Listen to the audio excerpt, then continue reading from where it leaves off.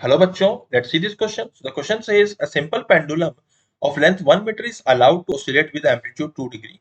It collides elastically with a wall inclined at 1 degree to the vertical. Its time period will be equal to what? So first of all we will write the key concept here.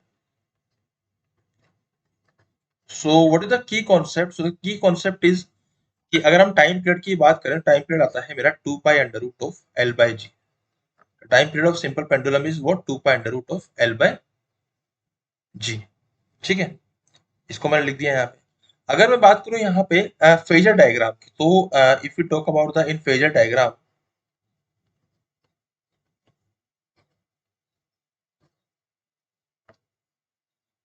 Phasor diagram, तो phasor diagram में जितना भी वो angle theta cover करता है, this is equal to omega into T.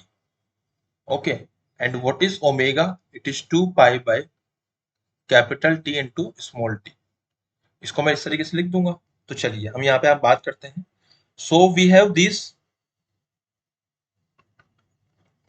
Wall, and यहाँ पे हमारे पास में क्या है, बॉब है,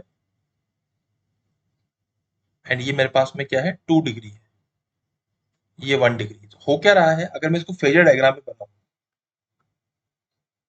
ओके, अगर मैं इसको फेजर डायग्राम में बनाता हूं तो होता क्या है, ये मेरी एक्सट्रीम पोजीशन है.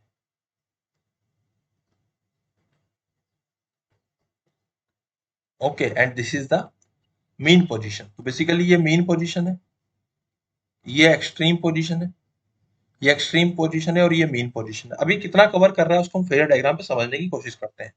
बेसिकली ये एक्सट्रीम से पहले मीन तक आया, मतलब ये यहाँ से यहाँ तक जाएगा. उसके बाद ये, अब इस फेजर डायग्राम का जो रेडियस है वो 2 डिग्री हम मान के चलते हैं. उसके बाद ये यहीं तक जाएगा, एंड फिर ये, मतलब बेसिकली ये कितना हो गया, ये हो गया हमारा, जैसे ये पूरा 2 डिग्री था, ये 1 डिग्री हो गया है ना. इसका हम रेडियस इस तरह से मान लिया है. तो उसके बाद टकरा जाएगा, टकराएगा तो दोबारा से जैसे टकराया और आगे नहीं जाएगा, तो वापस टकरा के वापस यहीं से घूम जाएगा. मतलब ये वाला जो पोर्शन है ना, ये पूरा कट गया है इससे, ऐसे जंप से. उसके बाद ये दोबारा वापस मीन पे आएगा, मतलब यहाँ से वापस मीन पे जाएगा. तो हो क्या रहा है, ऐसे जाएगा, सॉरी पहले ऐसे आएगा, फिर जाएगा, फिर टकराएगा, फिर वापस से जाएगा. टकराएगा तो मतलब यहीं टकरा जाएगा, तो ये पूरा राउंड करके नहीं आएगा, खट से वापस यहाँ आ जाएगा, एंड वापस फिर ये जाएगा. तो बेसिकली ये this is my main path. तो ये यहाँ से डायरेक्टली यहाँ आ गया है, मतलब ये वाला पोर्शन ही कवर कर रहा है. तो बेसिकली ये एंगल कितना है वो हमको निकालना है और हमारा काम हो जाएगा. अगर मैं इस डायग्राम को जरा ध्यान से देखूं तो ये 1 डिग्री है, इसको मैं मान लेता हूं कुछ अल्फा एंगल. तो कोस अल्फा की वैल्यू किसके बराबर, 1 डिग्री बाय 2 डिग्री. सोल्व करने पे आएगा 1/2. इसका मतलब अल्फा आएगा मेरा पाई/3, मतलब 60 डिग्री. ओके, तो ये जगह 2 अल्फा हो जाएगा. तो बेसिकली ये जो एंगल कवर करेगा theta, this theta will be equal to total angle 2 pi minus 2 alpha. So we can write 2 pi minus what is 2 alpha? It is 2 pi by 3. ये जगह 3 into 2 6 minus 2 is 4 pi by 3. Okay, and this will be equals to what? Omega into t. So I can write that 4 pi by 3 is equals to 2 pi by capital T into small t.